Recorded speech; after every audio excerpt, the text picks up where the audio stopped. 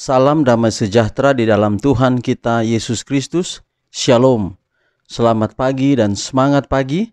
Mari kita sambut berkat Tuhan di pagi hari ini, di hari yang baru, dengan penuh ucapan syukur dan penuh sukacita.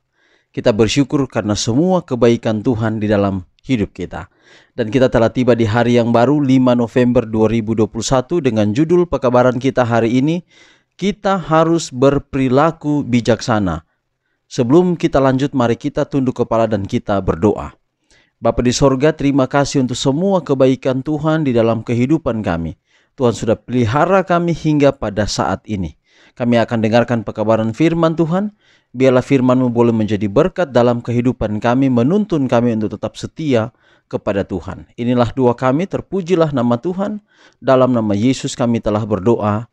Amin.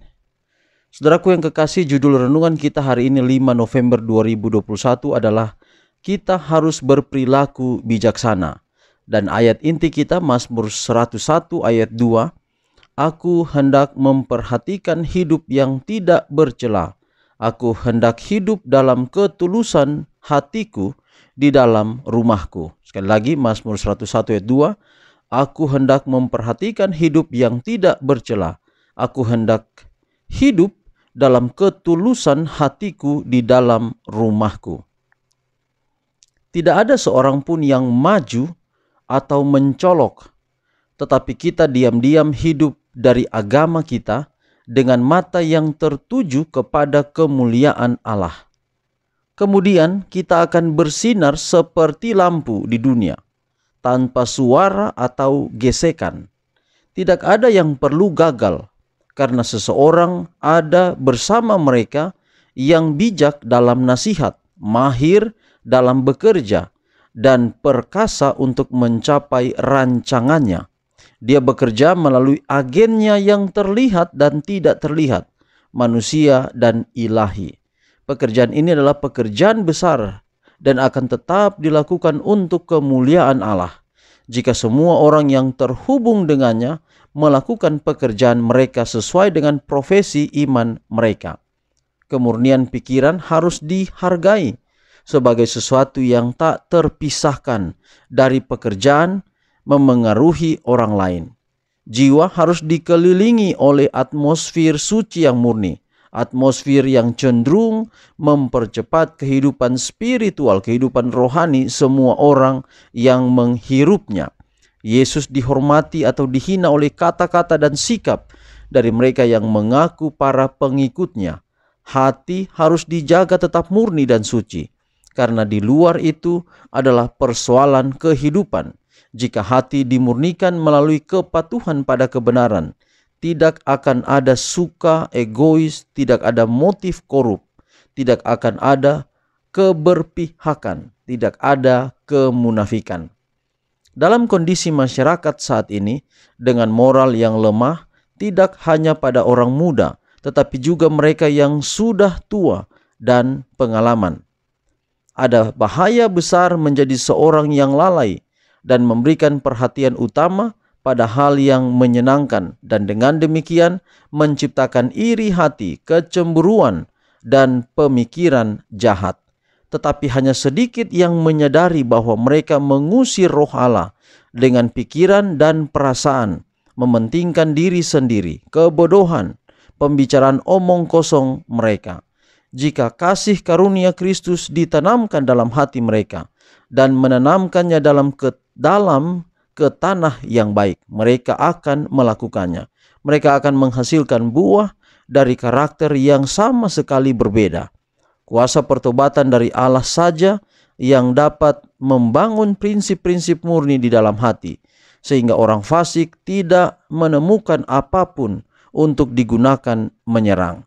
Kemurnian dalam ucapan dan kesopanan Kristen yang sejati harus terus dilatih.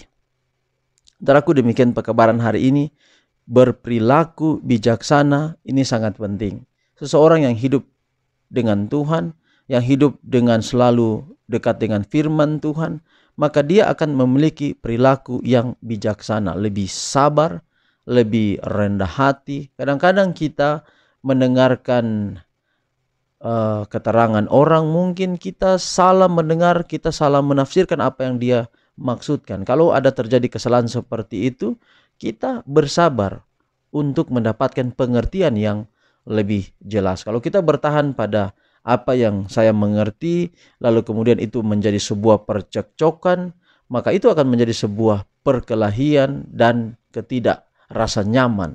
Tetapi kalau kita saling mengerti, kita mengerti apa yang dimaksud dan kita belajar untuk saling memahami, kita lebih sabar untuk mendapatkan pengertian yang lebih jelas, maka itulah perilaku bijaksana. Kita perlu bijaksana dalam hidup kita. Kita perlu menjadi bijaksana untuk menjadi sabar, untuk menjadi rendah hati, untuk menjadi saling memaafkan, saling mengampuni. Percekcokan terjadi dengan satu dengan yang lain, itu oleh karena salah seorang tidak mau mengalah, salah seorang tidak mau berperilaku sabar.